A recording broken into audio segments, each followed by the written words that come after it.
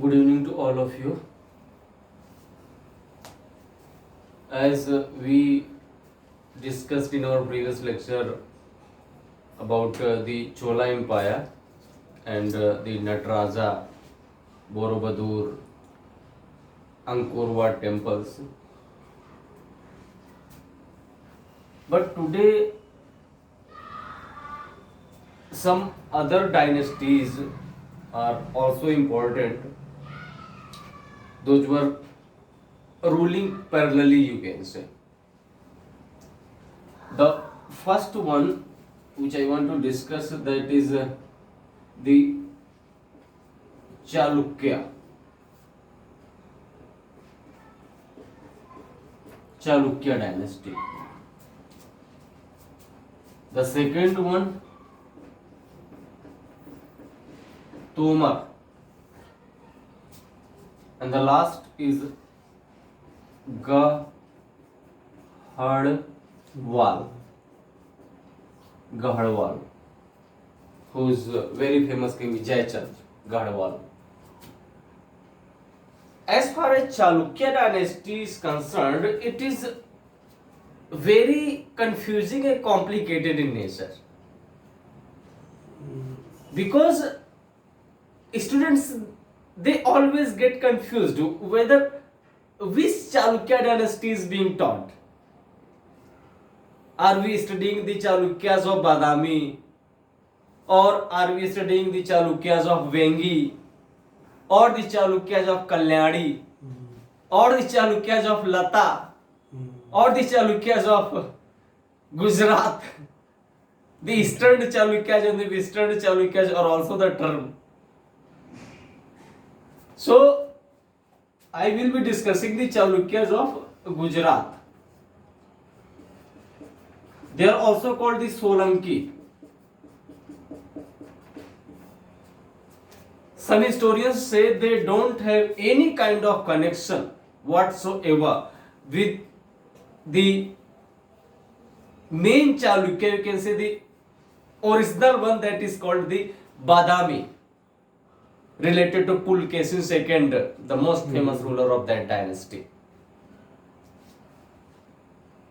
However, some of them are saying that no, they have some sort of connection with the previous Chalukya's dynasty. Anyway, but they ruled in and around Gujarat,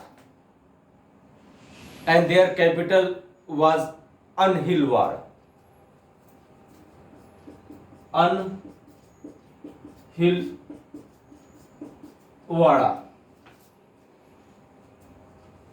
They also included the Kathiawad, because Kathiawad became the part of Gujarat in 1960. Before that, it used to be the part of Saurashtra, and before that, it used to be the part of something else. So, in Gujarat and in Kathiawad, this Chalukya dynasty used to rule. And all these dynasties, they belong to the time period of 10 to 12th century. I'm not going to exactly write down the year of each and every ruler, but by and large idea, between 10 to 12th century you will find. As this dynasty is contemporary to the Chauhanas. So, the Chalukya, the very first ruler of this Chalukya dynasty, who founded the dynasty of Gujarat, Solanki, his name was Mool Raja. As the name itself suggests, he should be the founder, as the word Mool is there. Mool. By the way, it is not necessary anyone who has Mool as a prefix in his name, he will be the founder, but I am just telling that Mool Raja was the founder of this dynasty. But he was not the most famous ruler of this dynasty. His grandson, his grandson, who I would say became the most famous ruler of the whole Solankis. His name was Bhima first. Bhima first. And he is very well known in the history because he has contributed in so many fronts. And let me tell you that his wife is equally important to understand the Chalukyas of Gujarat. So what he has done, let me tell you, the first thing that is related to the Mahmud of Ghaznavi, Somnath temple. He attacked Somnath temple. At that time, Bhima first used to be the ruler. As Somnath temple is located in Gujarat, I think the first Khandapit of Lord Shiva, something like this. Jyotirlinga. So, and the Gujarat were being ruled by these Chalukyas, and Bhima first was the ruler at the time of. By the way, Bhima first could not tackle properly to this Mahmud of Ghaznavi, and Ghaznavi looted 2 million dinars. Dinars were made up of the gold. 2 million dinars. But one bigger mistake Mahmud Ghaznavi committed, and due to this mistake, by the way, this mistake is not accepted by all the historians. And what is that? That he broke the Jyotirlinga. He broke the Jyotirlinga. So you can say the soul of, by the way, looting the temple was already a very big crime. And within that, you are destroying the Jyotirlinga. So, means a pimp has grown over an ulcer. So, this Somnath temple was looted by this Mahmud Ghaznavi, and he broke the Jyotirlinga. But one more important thing is there, that is because Mahmud Ghaznavi is told that he was completely against the Hindu community. He hated Hindu a lot. That's why he broke the temple. And breaking the temple, it means he was against the Hindus. But the other connotation of the same looting is that Mahmud Ghaznavi was not against the Hindu temples. He don't wanted to hurt the Hindu sentiments. He came India for what? He came India to loot the money, because he required the money that time, as he wanted to have the battle in Ghazni. So he required money. And he had heard about India's wealth, knowledge. India used to be known as a golden bird at that time. So this person had heard these kinds of stories, and he thought that it would be better if I'm going and getting the money. And you should also not forget that this is the matter of 10th or 11th century. That time the Hindu temples used to be the biggest depositories of the knowledge and wealth. So and even now in South India, there was a temple, Tirupati. Yeah. So what your money has been known in connection to that temple, there is no any temple in the world that has witnessed that much amount of money. So Hindus' temple have always been the depositories of the wealth and knowledge. That's why Mahmud Ghaznavi comes and he attacked over the Somnath temple located in Gujarat. Believe me, if that time India had World Bank, this World Bank would be the first place to get attacked by Mahmud Ghaznavi. But because that time the RBI and these kinds of institutions India did not have. So where will he go if he wants to get the money? So if we are looking this attack through the prism of the other historians, we will get to know that he was not against the Hindu temples. His intention was to only get the money, and the money could only be achieved through destroying the temples, as temples were the fundamental places at that time where money was deposited. This was not the only development with respect to Bhima first. He is also known for the construction of the Modera temple, which came in the limelight I think a few months back. This Modera temple is also known as the Sun Temple, which has been included under the UNESCO World Heritage in 2014. And what is the specialty of this Modera Sun Temple? That this is the equator, the Cancer and the Capricorn. When the sunlight exactly falls on this line, we call it equinox. So when an equinox happens two times, the one is in the month of March, because in the month of June the sun will be in the Cancer. So June, July, August, one is September and one is in March. So during the time of equinox, what happens that the temple has been constructed in such a manner that the first rays of the sunlight during the equinoxes directly hits the diamond which is placed on the goddess sun, as this is the temple of the sun. So the sun is wearing a diamond on his head, and as the sun rays hits the diamond, what will happen? The whole temple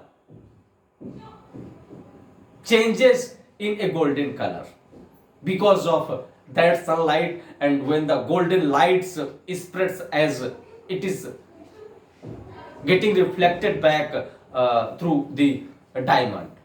So this kind of uniqueness is only witnessed in the Modera Sun Temple. You will be surprised to know that in this temple worship is not allowed. Any idea why? If this is the Sun Temple, why worship is not allowed?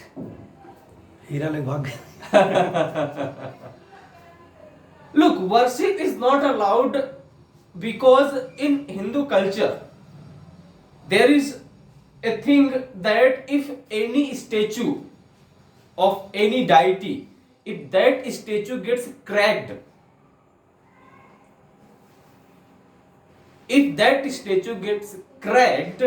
and if people are worshipping, it would be a symbol of inauspiciousness. So because the deity, the sun, which is the statue of the sun god is cracked, and it is cracked, that's why people are not allowed to worship this sun god. So the cracking is the important factor here, which tells that it is not auspicious enough to worship the sun god. So UNESCO World Heritage 2014, okay, it is not being worshipped because of the cracking of the statue and the golden color of the temple during equinoxes when the first rays of the sun enters. These are the some of the features of the Modera temple, which was constructed by Bhima first during 10th or 11th century. One more thing is related to this. By the way, could you tell me this Modera temple is located on the bank of which river? Any idea? It been in the limelight. It is on the bank of river Puspavati. River Puspavati. Puspa. I don't think anyone will forget this name. Allu Arjun has made the movie Puspa. Okay, when I first time heard the name of the movie Puspa, so I thought it would be a very soft-hearted movie. But when he gives the dialogue, Puspa samajhkar flower mat samajh lena, something like this, then we get to know that, my God, what a dangerous role he has done. By the way, he has also been awarded with some respected awards. I exactly don't remember. So National Award for the Puspa movie. So it is the biggest award. Yes. Because I think even Shah Rukh Khan has not been awarded with the national award. There are very few actors who Akshay Kumar has been awarded with the national award. Yes. Okay. Shahrukh Khan national award से ऊपर है ना जैसे Mahatma Gandhi Nobel से ऊपर थे. Anyway, so this Modera located on the bank of the Puspavati river. Last but not the least of Bhima's first, as I have told you, his wife was equally fond of the architecture, and the story of his wife is just opposite to the story of Taj Mahal. Taj Mahal was constructed by Shah Jahan in the memory of Mumtaz. When Mumtaz was delivering, I think her 14th children or something like this. She was 13th wife. Anyway, so the Taj Mahal is based upon the Mumtaz. But what she did, it is just opposite of the Taj, because the wife of Bhima first, she constructed the Rani ki Vav. And this Rani ki Vav, yes, this Rani ki Vav was devoted to Bhima first. So you can say in the memory of Bhima first, his wife constructed this Rani ka Vav, opposed to Taj Mahal, which was constructed by a male to a female. And this Rani ka Vav is also a UNESCO World Heritage Site listed in the year 2014. This Rani ka Vav is a very unique example of water management system in India. And you tell me, which is that note released by Reserve Bank of India which has the figure of Rani ka Vav on it? 5 rupees. No, it is not 5 rupees. 100. It is 100 rupees note. 500 का Lal Qila. So 100 rupees note, in 100 rupees note, the Rani ka Vav has been figured. So these were the some things. Somnath, the attack of Ghazni, Modera temple on the bank of Puspavati, and Rani ka Vav on the 100 rupees currency note released by Reserve Bank of India. One of the best water management system and constructed by the wife of Bhima first. After Bhima first, the Bhima second comes. But before Bhima second, there are some rulers For instance, one ruler whose name was Karnam. Karnam. This is known for the foundation of a very famous city. Karnavati, No, Ahmedabad. उसी का नाम पहले कर्णावती था। Yeah, whatever it is. So Karnam. Karnam, Karnam is related to the establishment of the Ahmedabad. Maybe Ahmedabad is located on the bank of Karnavati. Ahmedabad, Yes. Ahmedabad is Sabarmati. Sabarmati, But Karnavati is also a river. What is this? शायद हो सकता है। Anyway, maybe okay. I don't want to go in that matter, which I don't know. This Karnam is related to the Ahmedabad, the Manchester of India. You can say the cloth capital of India. Much things are not related to Karnam. The next ruler, which is known as Siddharaj. Siddharaja. This Siddharaj is famous for one thing, that a very famous Jain monk, whose name was, any idea? Vijay Sen. शायद I think Vijay Sen. Vijay Sen was in the court of Siddharaja. But other than Vijay Sen, this Siddharaja is also famous. There is a place in Rajasthan.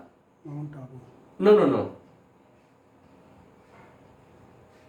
So, what happens that the king of that particular place, I will tell you in a while.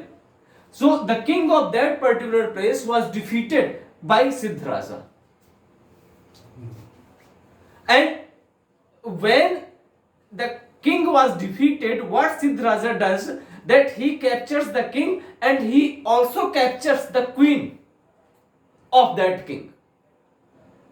Because Siddharaja wanted to marry with that beautiful king. But that beautiful queen. But what happens? The queen rejected the offer. She told that I don't want to get remarried. And Siddharaja tried to convince her, but she was very adamant in her approach, and at the end she had to commit sati. She sat on the funeral fire and she committed sati. The name of that queen is Ranka Devi. And where she died, just beside, a temple has been constructed with the same name called Ranka Devi Temple. So this Ranka Devi has a great significance, especially when students prepare for the RAS examination. All right. So this was something related to the Siddharaja, the last ruler of the Solanki dynasty, which is a little bit famous. That is Bhima II. Bhima II. What is the important thing related to Bhima II? That he had a battle with Qutbuddin Aibak, and Qutbuddin Aibak was defeated. Finally, what happens, that some small dynasties come, but ultimately the whole Gujarat was subsumed by a very great ruler of Delhi Sultanate known as Alauddin Khilji. So that's how this Chalukya, Gujarat Solanki, they came under the effect of Khilji dynasty. Their impact gets completely finished. The next is the Tomras. And Tomras are contemporary to the Chauhanas dynasty.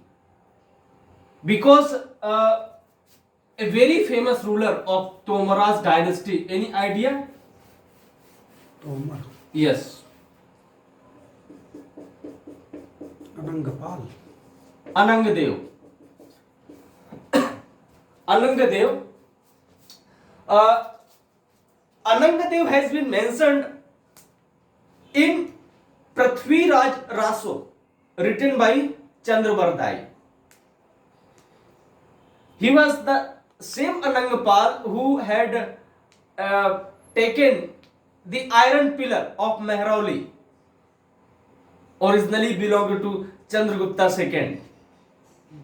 So in Prithviraj Raso, a comment has been mentioned related to Anangadev, and what is that comment I am telling? There was a Brahmana, and that Brahmana tells to Anangadev that look, this iron pillar is based on the hood of the Vasuki.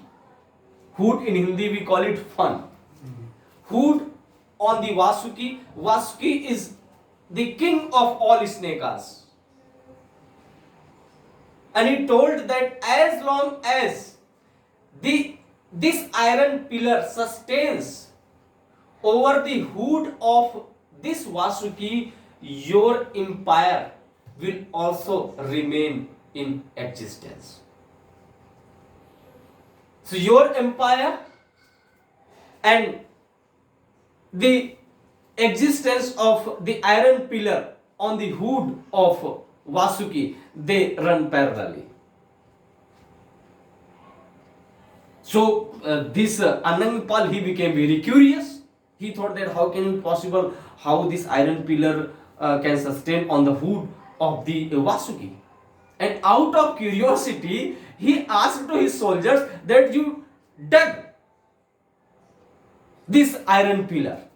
And when the iron pillar was taken outside, the lower portion of the iron pillar was mixed with blood. And that blood was the blood of that Vasuki snake. So he realized his mistake. He realized that I should not have done this. But whatever you have spoken from your tongue and the arrow from the archery, they never come back. So he asked his soldiers again to fix this iron pillar which had been removed.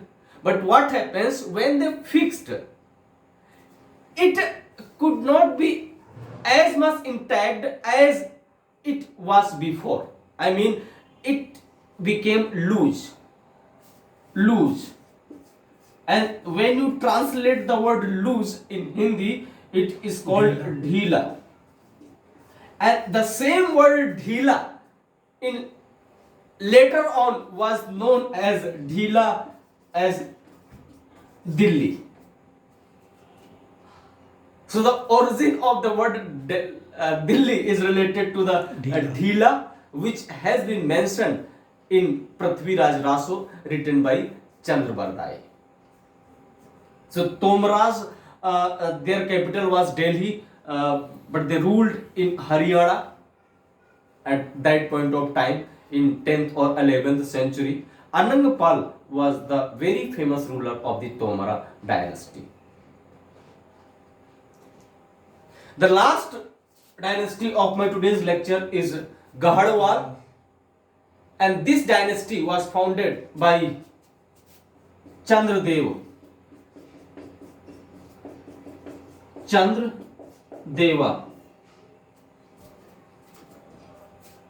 After Chandradeva, so many rulers come. I don't want to discuss about them. I will discuss about the last famous ruler, that is called what? Jayachandra. He is also famous for the Battle of Chandavar. Chandavar, 1194. So this Jayachandra, what happens that look, Prithviraj Raso, until I read about Jayachandra, I was thinking Prithviraj Raso, what a great personality is he. By the way, he is no doubt a great personality, but the incident which happens, it made me to think again very deeply over the Prithviraj Chauhan. So what Prithviraj Chauhan did, Jayachandra has a daughter whose name was Sayogita. And Prithviraj fell in love with Sayogita. He tried to convince, but Jayachandra never became agree because Prithviraj was very close to the enemy of the Jayachandra. And cutting this long story short, that Prithviraj eloped this Sayogita with him. By the way, morally it is not right, but if you have watched the movie OMG Second, then even this can be justified. The battle between Jayachandra and Prithviraj happens or not, it is not known to me. But the one battle which is very known in connection to the Jayachandra, that is the Battle of Chandavar 1194, and this happens between the Muhammad Gori and Jayachandra, and in this battle Jayachandra was defeated and he goes out of shame to the river Ganga, because this place is very close to Firozabad, which is very famous for its bangle, golden bangles, कांच की चूड़ियाँ all over India and also out of India. Very close to, you can say, Kanpur or Aligarh, I think. So Firozabad, by the way, it in itself it is very famous. It does not require any other city to get connected. So in this battle, this Jayachandra was defeated and he goes to the river Ganga and he drowns there. So that's how the end of Gahadavala dynasty also happens. So these were the three dynasties which I wanted to discuss in my today's lecture. Chalukya, the Bhima first, a very heavyweight emperor, Tomra, Anangpal, and this Gahadavala, the Jayachandra. So this was something from my side. We will take a different topic in our next lecture when we will try to understand. Namaskar.